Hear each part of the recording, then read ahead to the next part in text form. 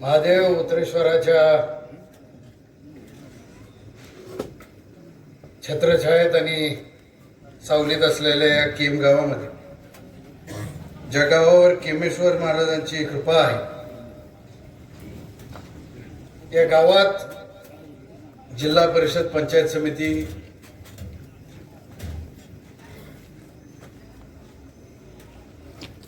च्या निवडणुकीच्या अनुषंगाने आयोजित केलेल्या आजच्या सभेत आपणा सर्वांसमोर बोलत असताना प्रथमतः मी लोकनेते दिगंबररावजी बागल मामा यांना कोटी कोटी वंदन करतो. व्यासपीठावर उपस्थित असणारे आमचे मार्गदर्शक आदरणीय विलासरावजी घुमरे सर,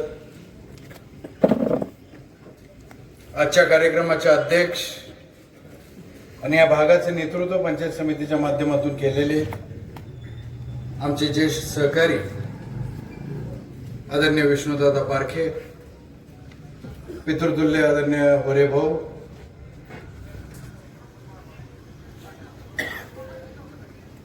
ज्यांनी आजच्या सभेमध्ये जाहीर प्रवेश भाजपामध्ये केला ते माजी पंचायत समिती सदस्य आणि साडेगावचे नेते आदरणीय दत्ता बाप्पा जाधव, गोटी गावचे माजी सरपंच, माझे मित्र आदरणीय सचिन अण्णा राऊत, आणि हा सर्व समेट घडवून आणत असताना ज्यांनी महत्वाची भूमिका पार पाडली ते गंधरगावचे नेते आदरणीय भास्करांना भांगे, जिल्हा परिषदेच्या उमेदवार आदरणीय मालतीताई देवकर, ज्यांचं चिन्ह हे कमळ आहे, केम गणाचे उमेदवार ज्यांचंही चिन्ह कमळ आहे ते आपल्या सर्वांचे लाडके महावीराबा तळेकर, साडेगणाचे उमेदवार ज्यांचे चिन्ह हे घड्याळ ते आदरणीय दशरथ शेठ गाडगे, समोर आतुरतेनं भाजपची सभा होत असण्यासाठी आमच्या सर्वांचे विचार ऐकण्याकरिता उपस्थित असणारे सर्व हितचिंतक, शुभचिंतक, भाजपवर आणि बागल गटावर प्रेम करणारे माझे सर्वच सहकारी, पंचकृषीतील शेतकरी बंधू, युवक मित्र, जिल्हा परिषद पंचायत समितीची निवडणूक जसं माझ्या आधीच्या वक्त्यांनी सांगितलं, ही निवडणूक ही तुमची निवडणूक, ही आमची निवडणूक नाही. ही निवडणूक तुमची आहे, ही तुमच्या हातातली निवडणूक आहे आणि निवडणुकीला सामोरे जाणारे उमेदवार सुद्धा ही तुमच्यातले पाहिजे. आज तुमच्या सर्वांपुढे 3 योग्य चेहरे दिलेले या गटामध्ये जिल्हा परिषदेचा अनुभव असलेले, प्रामाणिकपणे आतापर्यंत काम करत आलेले, प्रगतशील बागायतदार असलेले, शिक्षणाच्या माध्यमातून या भागामध्ये सेवा दिलेली आणि कायम तुमच्या आमच्या सर्वांसाठी उपलब्ध असलेले आदरणीय आमचे देवकर गुरुजी, पंचायत समितीसाठी एक धडाडीचं नेतृत्व, ज्यांनी कायम केम गावाच्या विकासात भर टाकण्यासाठी म्हणून अग्रेसर राहिले, हे आमचे आदरणीय महावीराबा तळेकर, आणि साडेगाणामधून कायम आपल्या माणसांच्या सुखादुःखात असलेले, अडीनडीला कायम त्यांच्यासोबत ठामपणे खंबीरपणे उभा असलेले आमचे आदरणीय दशरथजी घाडगे. आता युती ही जी झालेली आहे तुमची मन ओळखून झाली. जे दबक्या आवाजामध्ये तुमच्या सर्वांची चर्चा होती की आपण कुणासोबत तरी एकत्र झालं पाहिजे आणि त्यातल्या त्यात संजय मामांना प्राधान्य द्यावं, ही जी हा जो सूर तुमच्या सर्वांमध्ये होता, हे जे मत तुमच्या सर्वांचं होतं ते ओळखून माझ्या सर्वच सहकाऱ्यांनी आदरणीय घुमरे सरांनी आम्हाला सूचना केली की सध्या तालुक्यामध्ये अशा प्रकारची चर्चा आहे आणि त्या दिशेनं आपण निर्णय घ्यावा. हे दिदींना मला त्यांनी सूचना दिली योगायोगाने पालकमंत्री महोदय आदरणीय जयकुमारजी गोरे साहेब यांनी संजय मामा शिंदेंना फोन लावला आणि मामा स्वतः तयार होते. मामांनी सांगितले की आपण कुठेतरी विकासासाठी तालुक्यासाठी एकत्र आलं पाहिजे. आपल्याच विभागणी होती, आम्ही जुने सहकारी, आपल्याच विभागणी होती आणि यात तिसऱ्याचं साधतं. असं न होता रश्मी दिदींना आम्हाला एकत्र बसवा आणि हा समिट तुम्ही घडून आणा असं मामाचा ज्या वेळेला होकार आला त्यावेळेला पालकमंत्री महोदयांनी रश्मी दिदींना फोन लावला आणि सांगितलं की असं करायचं का आपण. भाजप आणि राष्ट्रवादी अजितदादा पवार गट ही एकत्रितपणे करमाळा तालुक्यामध्ये जिल्हा परिषद पंचायत समितीला सामोरे जातील असं चित्र निर्माण करायचं का. दिदींनी सकारात्मक सांगितलं की माझ्या सहकार्यांची सुद्धा अशाच प्रकारची सूचना येते आणि जयभाऊ तुम्ही स्वतः जर भाग घेत असाल, स्वतः जर आम्हाला सांगत असाल तर तुमच्या साक्षीने हे जर घडत असेल तर आमची तयारी आहे. तिसऱ्या दिवशी आमची बैठक ठरली, आम्ही गेलो, भाऊंनी आम्हाला एकत्र बसवलं. आता वास्तविक आमची इच्छा होती की केम गट पूर्णच आम्हाला सुटावं.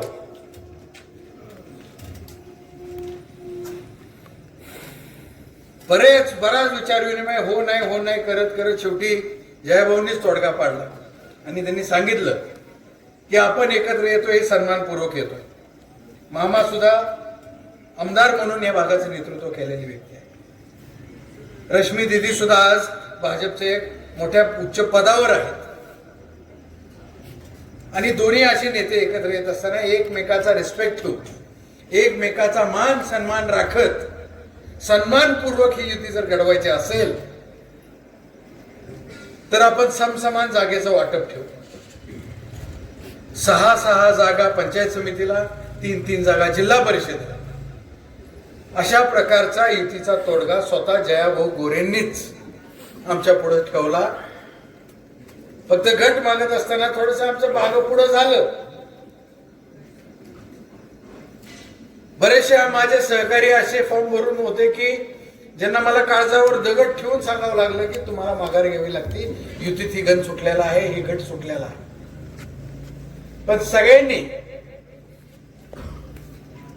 पार्टीचा विचार करून, पार्टी मोठी होतीये, उमेदवार चांगले निवडून येत आहेत, जिल्हा परिषद पंचायत समितीमध्ये परत एकदा आपण बहुसंख्येनं जाणार आहोत हा हेतू मनामध्ये ठेवल्यानंतर कुणीही अपवाद वगळता प्रत्येकाने हा निर्णय स्वीकारला.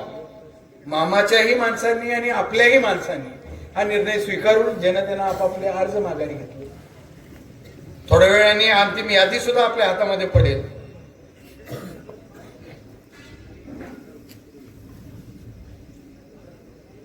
मामांच्या माणसांनी सुद्धा निर्णय स्वीकारत माघार घेतला, आपल्या माणसांनी सुद्धा निर्णय स्वीकारत माघार घेतला आणि आता ती वेळ आली. आजपासून खरं रणसंग्राम सुरू झालंय. उद्यापासून प्रत्येक रात्र ही वैरायची, उद्याचा प्रत्येक दिवस हा आपल्या हातातला आहे आणि याचा पुरेपूर वापर कसा करायचा हे तुमच्या माझ्यावर अवलंबून आहे. व्यासपीठावर बसलेली तेवढी सज्ज आहेत, समोर बसलेली आमच्यापेक्षाही सज्ज आहेत आणि ही वेळ, हा काळ हा आपल्या मुठीत आहे, आपल्या हातात आहे. उद्याचे 5 दिवस आपलेत, 7 दिवस आपलेत. 5 तारखेचं मतदान झाल्यानंतर बंधूंनो जर निकाल इकडे तिकडे झाला मग तुम्ही माझ्याकडे बघायचं, मी तुमच्याकडे बघायचं आणि रडायचं, दुसरं काय करू शकतो. आणि मी तर चंगच बांधलेला आहे की यंदाची जिल्हा परिषद पंचायत समिती आणायची म्हणजे आणायचीच. मला अजून आठवतंय 8 वर्षापूर्वी, 8.5 वर्षापूर्वी माझ्यासोबतच्याच माझ्या सहकार्यांनी माझ्याकडनं चुकीच्या उमेदवार टाकून माझी दिशाभूल केली गेली आणि मी चुकलो. आणि माझ्या त्यावेळेला काही ठराविक निर्णयांमुळे चांगली माणसंही माझ्या हातातून गेली. आणि माझ्या वडिलांची 25 वर्षाची सत्ता जिल्हा परिषद पंचायत समितीची मला काम पाहावं लागलं. कधी कधी म्हणतात की देव ही वेळ दाखवतो ती चांगल्यासाठी दाखवतो.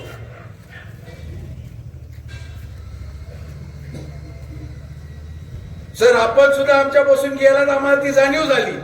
काका आमदारकी गेली, आज माणसं म्हणतात रस्ता झाला नाही झाला, अजून कसं काय नाही झालेला, हे काम नाही झालं ते काम नाही झालं, पाणी पुरवठा नाही अजून मार्गी लागलेला, अजून बुडसुने तलावात अजून सुद्धा आम्हाला चोरूनच पाणी घ्यावं लागतंय. का ते मार्गी नाही लागलेलं? बंधूंनो 10 वर्ष झालं माझ्या घरात ते आमदारकीच नाही तर मला दोष कशाचा द्यायचा? जर ना दिदी आमदार आहेत ना मामी आमदार आहेत ना सर उच्च पदावर आहेत, आमच्यापैकी कुणी नाही, मग ह्याचा दोष आम्हाला कसा देता येईल? दोष कुणाला द्यायचा हे म्हणण्यापेक्षा तुम्ही बंधूंनो आम्हाला संधी द्या, आम्हाला काम करायची संधी द्या. माझ्या सहकार्यांना आम्हाला रश्मी दिदींना आमचं नेतृत्व दाखवण्याची संधी द्या. आम्ही काय करू शकतो हे आम्हाला सिद्ध करायची संधी द्या. आणि देव वाईट काळ जो दाखवतो मी त्याच्यावर होतो, हे चांगल्यासाठी दाखवतो.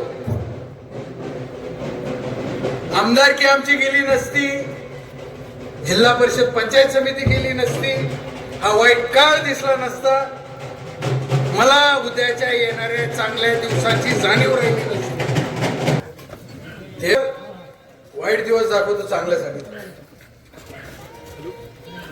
आम्हाला शिकायला भेटलं, आमची कमतरता काय याचं आत्मपरीक्षण करायला भेटलं, आम्ही कुठं चुकतोय ह्याचं लक्षात आलं आणि त्याच्यावर सुधारणा करत करत आम्हाला सुद्धा शिकायला भेटलं. जीवनात राजकारणात कायम विद्यार्थीच राहावं लागतं महाराज. कोण म्हणू शकत नाही की मी सर्व ज्ञान आत्मसात केलंय. त्याच पद्धतीनं ठेसकाळ शिकता आलं, पण ओव्हर कॉन्फिडन्स नाही, विचारपूर्ण आणि अभिमानानं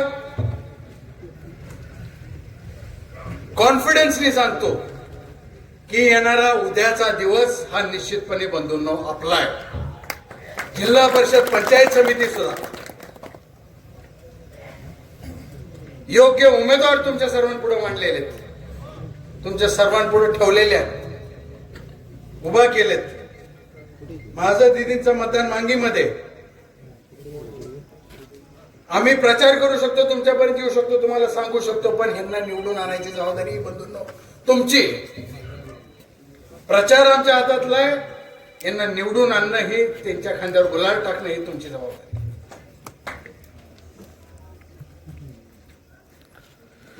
आणि मला आता खात्री या गटाची अशा प्रकारे झाली,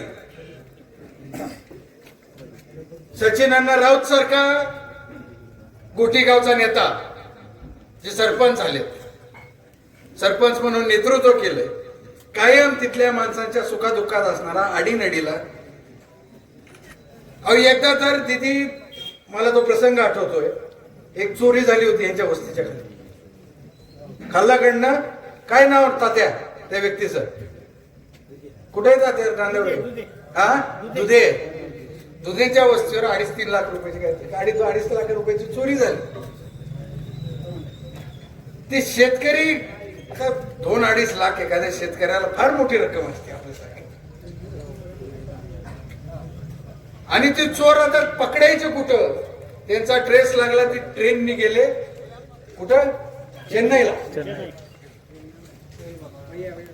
चेन्नई गाठलं त्यांनी. त्या शेतकऱ्याला अण्णांनी सांगितलं काळजी करू नको, मी तुझ्यासोबत आहे. दुसऱ्या दिवशीच्या विमानाची तिकीट बुक केली, तिथल्या पोलीस स्टेशनला कळवलं आणि ते चोर ट्रेन मधून खाली उतरायच्या आधी हे स्वागताला बाहेर थांबले, उतरा पैसे द्या. ही अशी माणसं आहेत. एखाद्या माणसाला दवाखान्यात जावं लागलं आणि खिशात रुपया नसला तर स्वतःच्या खिशात 10 रुपये जरी असले तर ती 10चे 10 काढून त्या शेतकऱ्याच्या हातामध्ये, त्या गरजू माणसाच्या हातामध्ये ठेवणारी ही व्यक्ती.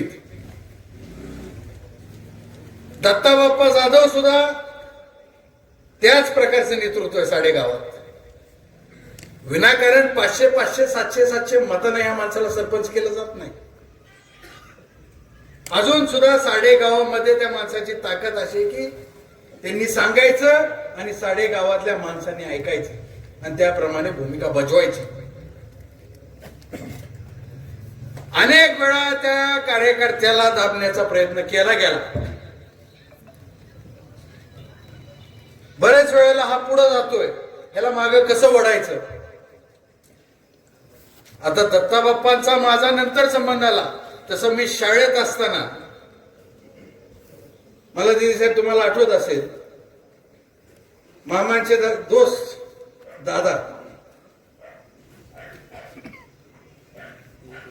आणि जालिंदर दादांची त्यांची मामांची जी मैत्री होती, मामा आले की माझ्या आधी पहिला हडपसरला थांबायचे आणि दादांना गाडीत घेतल्याशिवाय माझ्याकडे कधी येत नाही.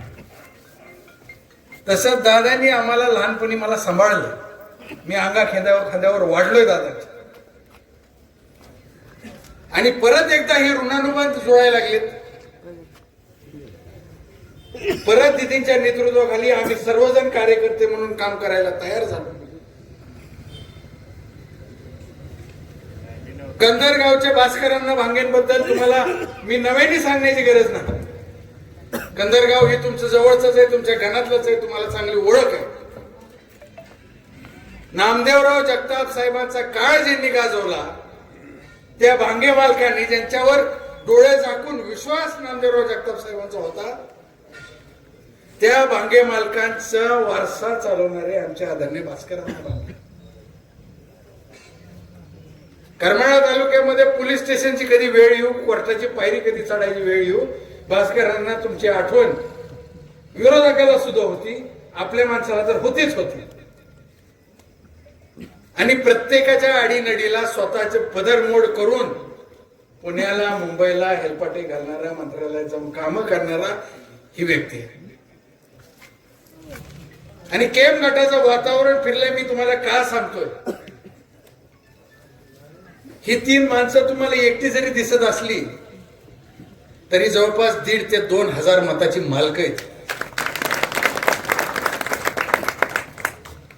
आणि त्यांच्या कर्तृत्वाने हे मालक म्हणण्यापेक्षा ते 1,500 ते 2,000 माणसांची सेवा केली. त्याच्यामुळे ती 1,500 ते 2,000 माणसं डोळे झाकून हे बोट दाखवतील तिथं मतदान करणारी माणसं आहेत. आणि अशी ताकद आपल्यामध्ये आल्यामुळे केम गट आणि साडेगण हे कसं येत नाही, आता मला 5-7 तारखेला मलाच बघावं लागलं. हे येण्यापूर्वी यांना इतके फोन आले, शेवटी फोन स्विच ऑफ करून बसावं लागलं.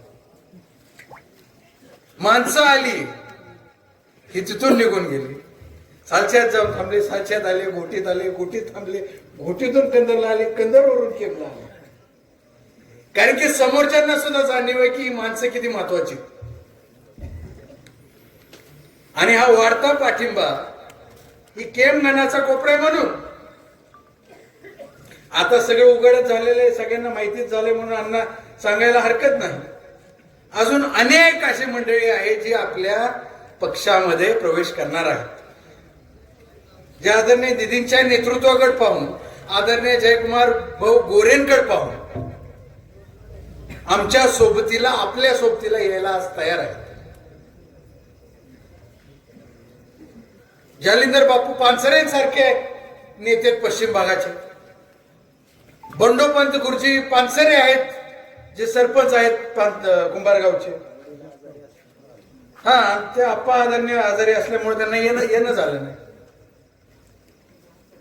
हनुमंत नाळे सरपंच उदरगावचे, महेश कुलकर्णी मांजरगावचे सरपंच आहेत, वडगाव दक्षिण मधून बापूराव दादा गायकवाड माजी सभापती, त्यांचे सुद्धा सगळी मुलं, त्यांचं संपूर्ण कुटुंब परत एकदा बागल गटामध्ये सक्रिय झाले. पुनवरमध्ये सुद्धा सुधारणा त्या प्रकारची झालेली आहे. आणि हळूहळू एक एक एक एक भरत नाणे अजून येत आहेत मोरवडचे.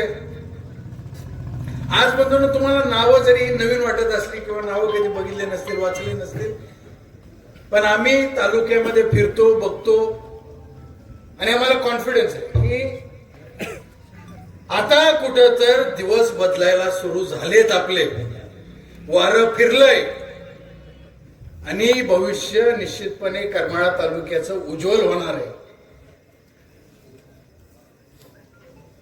येथे 29ला आपल्या सर्वांचं स्वप्न पार पडणार आहे. आपल्यापैकी प्रत्येकाला दिगंबररावजी बागल नाव हे विधान भवन मध्ये बघायचे दिवस निश्चितपणे येणार.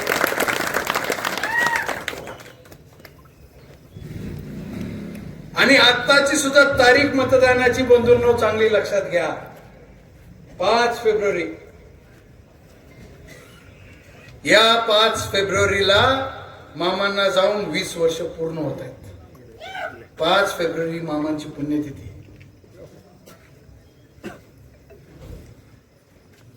20 वर्ष कशी निघून गेली तुम्हाला कळलं नाही, आम्हालाही कळलं नाही. अजून सुद्धा मी तो शाळकरी मुलगाच आहे. दिदी अजून सुद्धा UPSC ची तयारी करणारी ती विद्यार्थिनीच आहे. 20 वर्ष झाली. आज तुम्ही आमचे बाप म्हणून आमचा सांभाळ केला म्हणून आम्ही इथपर्यंत पोहोचू शकतो. ही जनतेमुळं.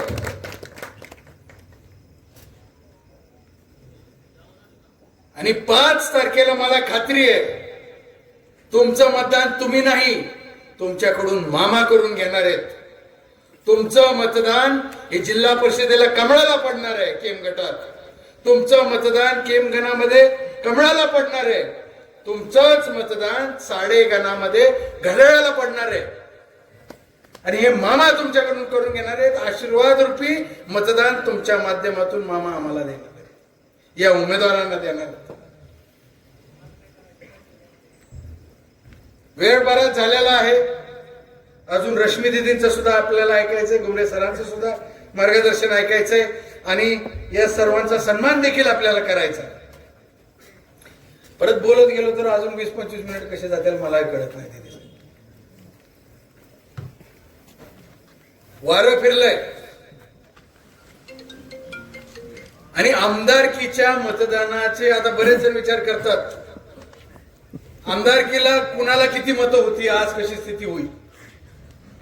ह्या वर्षात बरंच पुलाखालून पाणी गेलंय. नव्याने आपली नाळ जोडायला सुरुवात झालेली आहे. नवीन कार्यकर्ते सक्रिय व्हायला लागलेत आणि युवा फळी माझी अजून सक्रिय व्हायला लागली. उत्साह वाढायला लागलाय. ज्येष्ठ पितृतुल्य माणसांचा आशीर्वाद तर आहेच, पण युवकांची भूमिका अत्यंत महत्वाची राहणार आहे. महिला माता भगिनी सुद्धा सक्षम झालेत आणि रश्मी दिदींच्या नावाचं वादळ परत एकदा या करमाळा तालुक्यात फिरायला लागले. रश्मी दिदींना मी आवर्जून सांगतो, पांडे गटात आपण उभा केलंय. तुमच्या सर्वांच्या आशीर्वादाची गरज सर्वच्या सर्व उमेदवारांना असणार आहे. येत्या 5 तारखेला तुम्ही मतदान करताल. या सर्व उमेदवारांना जाहीररित्या चांगल्या मताधिक्यानं निवडून देताल हेच तुम्हाला कळकळीची विनंती करतो आणि आपणा सर्वांची रजा घेतो. धन्यवाद. जय हिंद, जय महाराष्ट्र.